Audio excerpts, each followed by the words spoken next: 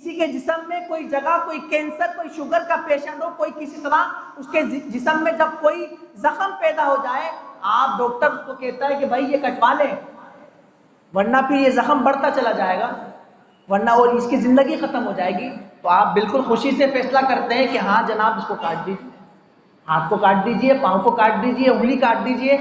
بالکل جسم میں کوئی پارٹ خراب ہو جائے اس کو نکال دیا جاتا ہے کہ بھائی اس کو نکال دیں ورنہ یہ ناسور بن جائے گا اور یہ زندگی ختم کر دے گا. تو وہاں پر تو امن کا درس نہیں دیتا کوئی کہ بھائی یہاں کیوں نکال رہے ہیں، یہ ظلم کر رہے ہیں. ظاہر میں تو کاٹا پیٹی ہو رہی ہے، آپ کہیں بھائی یہ تو ظلم ہو رہا ہے، نہیں یہ ظلم نہیں ہے. تو جہاد یہ رحمت کے منافی نہیں.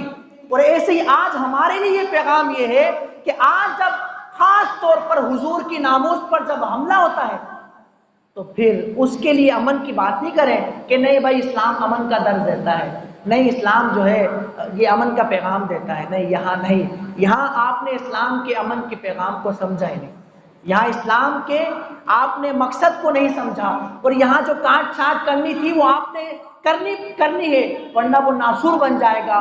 قوم میں رہتے ہوئے امت میں رہتے ہوئے وہ فتنہ فساد پھیلتا چلا جائے گا. جس طرح وہ زخم انسان کے جسم میں بڑھتا چلا جاتا پھیلتا چلا جاتا اور اس ناسور بنتا چلا جاتا اس انسان کی زندگی کو ختم کر دیتا، تو اس طریقے سے یہاں پر بھی جو حضور کی بارگاہ میں گستاخی کرنے والا شخص اس کو وہیں ختم کر دیا جائے گا، اس کو نہیں چھوڑا جائے گا ورنہ وہ امت میں فساد کا باعث بنے گا، بگاڑ کا باعث بنے گا، فتنے کا باعث بنے گا. اس کے لیے امن کی بات نہیں ہوگی، وہاں امن کا درس نہیں ہوگا. حکومت کو خاص طور پہ چاہیے کہ پھر ایکشن کرے، ایکشن لے. سب سے پہلا کام تو حکومت کا ہے.